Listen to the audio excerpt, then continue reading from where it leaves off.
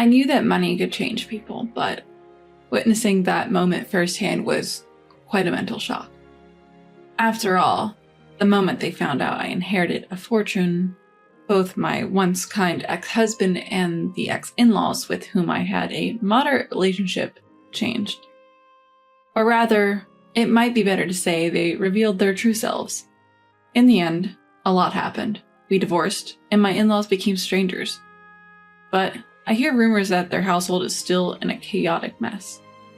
Years ago, my mom's sister, my aunt, who passed away, was a typical career woman from her youth and even dabbled in investments. My mom used to say that she seemed to have considerable assets. Even so, I never cared about how much money my aunt had. I would just nod and say, "Oh really?" when it was brought up.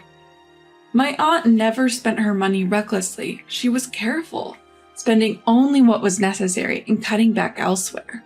For example, she cooked for herself but used ordinary supermarket ingredients, or bought only a few quality clothing items to wear for a long time, instead of buying whatever she wanted. I admired and I liked my aunt's values, but there was a strong notion back then that women who earned more than men weren't attractive. She was often looked down upon and prejudiced by relatives. Also, there was a fixed idea that a woman's happiness was in getting married and having children, so my aunt, who was neither married nor had children, was treated like an outsider. But she never let unkind words get her down. She was confident and let people talk as they liked.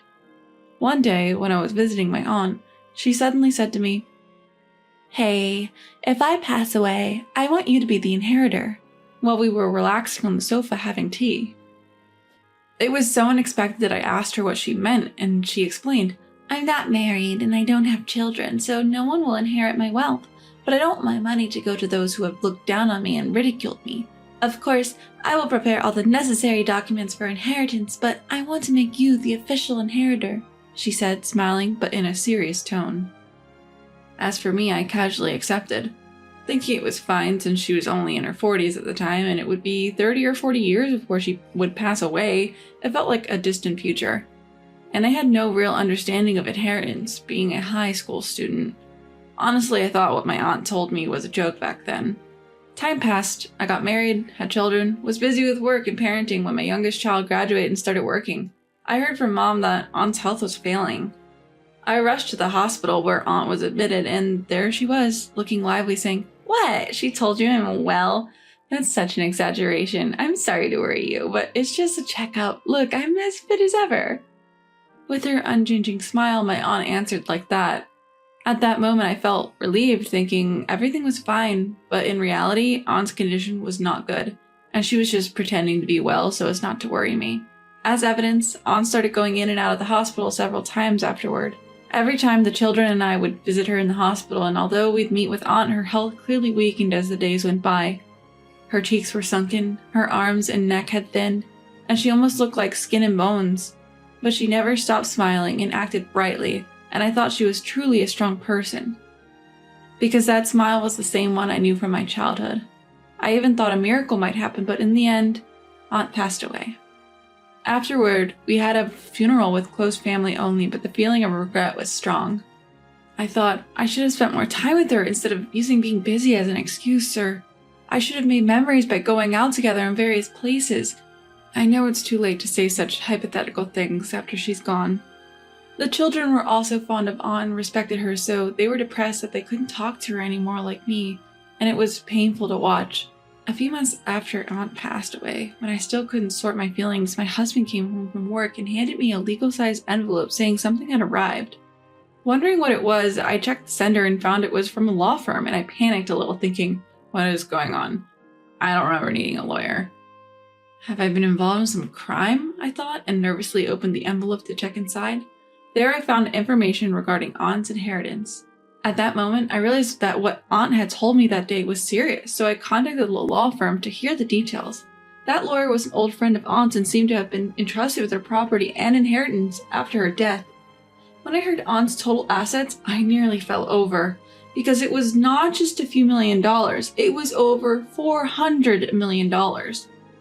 I panicked again, and after hearing from the lawyer, I called Mom, who casually answered, You know, it seemed like your aunt wanted you to be the heir. She consulted me after you graduated high school, so I told her if the two of you agreed, it's fine with me. I was shocked by this too, but since the amount was so large, I was confused about what to do with such a huge sum. But Mom said in a carefree manner, Since your aunt made proper documents for you, you should gratefully accept it or you might be cursed. I blurted out, Aren't you going to inherit anything, Mom? Inheritance can be a hassle, often causing fights between family members. You probably don't know, but one of Grandma's siblings died a long time ago. It seems that person had some inheritance, but they didn't leave a will. Because of that, siblings and their children were fighting over the money, yelling every day. But your aunt left proper documents for you, right? So there's no need for me to get involved. Just be careful with your husband's parents, though, she advised, sighing as if recalling those times. Hearing this, I said, My husband will be fine. But I never thought that Mom's warning would later become reality. A few days later, my husband seemed unusually restless. He asked me, I got some papers from the lawyer's office. Is it about an inheritance? I wondered how he knew, but since I had no reason to hide it, I honestly said, yes. His eyes sparkled and he asked, How much did you inherit?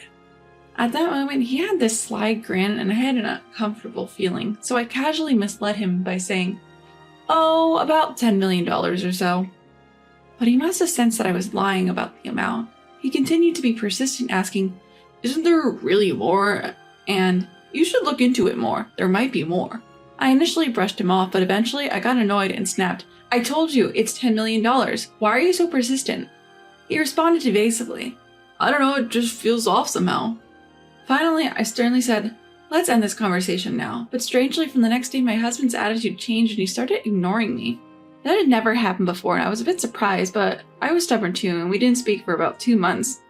Then, suddenly, my in-laws who used to live nearby visited our home without notice. Usually, they'd call and ask if they could visit on a specific day, so their sudden appearance made me think something serious was going on. But then, my father-in-law said, We heard from our son that you inherited an estate recently, and it's over $100 million. We're thinking of remodeling our old house. I'm proud that our son married such a good person. Why don't we add a couple of rooms and live together? And next to him, my mother-in-law was nodding in agreement. I was shocked that my husband knew the real amount of my inheritance, and even more astounded that my in-laws were making remodel plans relying on that money. They kept talking about desired kitchen designs and using marble, and I finally snapped back to reality and said, I haven't heard any of this. They responded, We've already contacted an agency. And I could tell they were clearly banking on my money without a second thought. My head started to hurt. I wanted to say a lot of things, but I was afraid I'd speak out of emotion, so I asked them to leave for the day and kicked them out of the house. When I confronted my husband after returning from work that night, he tried to dodge the question at first, but I pressed him, and he finally confessed that he had snooped and found the documents related to the inheritance. By the way, I had kept those documents in the back of a drawer in my study. So he had searched through the entire room, even reaching into the back of the drawer. I was chilled to see his obsessive behavior, and when I told him, Your parents came today and said this, he responded, The money you earned is joint property, so it's mine too. It's only natural to use it for remodeling my family home. You're the one at fault for not telling me the exact amount. He continued to justify his and his parents' actions and treated me like the villain. As if that wasn't bad enough, he casually mentioned quitting his job, and when I demanded, Wait a minute, what's going on here? He had defiantly responded, You have enough money, so I don't need to work. It's a waste of time to do a job I hate just for the stress. We can live happily and stress-free with that money, and if we remodel my parents' house, it will elevate your status as my wife. It's a win-win situation. Why are you so upset about this? With a weary look on his face, I realized this guy was hopeless, so I told him, You can remodel or do whatever you like, but I won't contribute any money to it. And my husband got furious again. But we already discussed this, he yelled. He continued to rant and rave, but I ignored him. The next day, my husband showed up with his parents, protesting that I had changed the terms of our agreement. So I told them, You were the ones who went ahead without talking to me. Why should I have to contribute money? It's not for the remodeling of your family home or to support your son, who quit his job without even consulting me. They railed at me with accusations like, We've always treated you well, and you gold digger. But I was disillusioned with their true nature. I told them I didn't care and to leave because we would never speak again. Then my husband asked, What do you mean by that? When I replied exactly what I said, he began to panic. You're not seriously considering divorce over this, are you? he demanded, but I simply told him that we would discuss it with our lawyers and sent the three of them away. Afterward, I packed my bags and took refuge in a hotel. My husband continued to text me, "I will never divorce you," and "I love you," but I replied, "You love my money, don't you?" and turned off my phone. I stayed in the hotel that night, and when I explained the situation to my parents the next day, they sighed and said, "We thought this might happen." When asked, "What will you do now?" I replied, "Divorce is the only option." "Fight him with everything you've got, because he won't let you go easily," my mom advised. Later, I was told there might be other issues, so it's best to investigate. I hired a detective agency, and it was revealed that my husband frequented nightclubs. This was unacceptable to me, so I hired a divorce-savvy lawyer. My husband refused to divorce, and instead demanded compensation and a share of the property. My lawyer explained that what I inherited from my family wasn't joint property and didn't qualify for property division. But my husband screamed, "That can't be true!" When the lawyer asked, "Would you give your wife the money you inherited from your family, claiming it's family money?" he fell silent. Afterward, my husband was lectured about his unreasonable behavior by the lawyer. In the end, he was nearly in tears, insisting that I pay for the remodeling, but of course that argument didn't hold water and my husband slumped in defeat. Later, I found out that the remodeling paperwork had already been done, and that I'd offered to pay for it, signing a contract for the remodeling of my husband's family home in his name, and he seemed to have been very particular about it, and the total cost exceeded $10 million. So it seems he was worried that if he divorced me, he wouldn't be able to pay that money. So whether we divorced or not, he said there was no reason for me to pay. But even after that, he kept pushing, trying to negotiate, saying, "Then I want you to pay half." But when my lawyer threatened to sue him for harassment, he finally gave up. But my in-laws didn't seem to give up, and they attacked the family home. Finally, they raised a hand against my father and destroyed the potted plants outside before fleeing, so we reported it. Afterward, they even lashed out at the police who came to ask about the situation and were taken away. Of course, the whole neighborhood heard about this, and even after being released, the rumors persisted. Because I casually mentioned it to some gossip-loving neighbors, the greedy nature of my husband's family became widely known. All this led to divorce finally happening, with my ex-husband giving in. But even after that, I kept receiving messages saying, "I still love you. I want to start over." So I asked my lawyer to issue a restraining order, but that doesn't last a lifetime, only having effect for up to 6 months, and it doesn't seem like he's the type to comply with it, so it's scary to think that he might get angry and stab me or something. So I decided to move with my parents. I felt sorry for my parents who had to leave the place they were used to because of me, but given the circumstances and with the world being a dangerous place, it had to be done. Afterward, we moved almost like running away, and once things settled down, I informed the children. Of course, they were surprised, but everyone sympathized, saying it couldn't be helped. After that, life went on without any particular problems, but eventually my bad feeling came true. My ex-husband ignored the restraining order and was seen lurking around my former family home, and a passing police officer found it suspicious and stopped and questioned him. That's when a small knife was found in his pocket, and he was arrested. When asked, he said, "I wanted to talk to my ex-wife." And when I heard that from the lawyer who helped me during the divorce, it gave me the chills. If I had been optimistic and stayed at my parents' house, even after issuing the restraining order, in the end, since there were no injuries, it seems my ex-husband was released early, but I became too afraid to even approach where my old family home used to be. Since then, I didn't know what happened to my ex-husband for a while, but a friend living near his family home told me that they can hear yelling almost every day from his remodeled house. It's mostly about money. "You're the one on the paperwork, so you pay." Or, "It's our parents' house, so they should pay." They apparently hear quite clearly.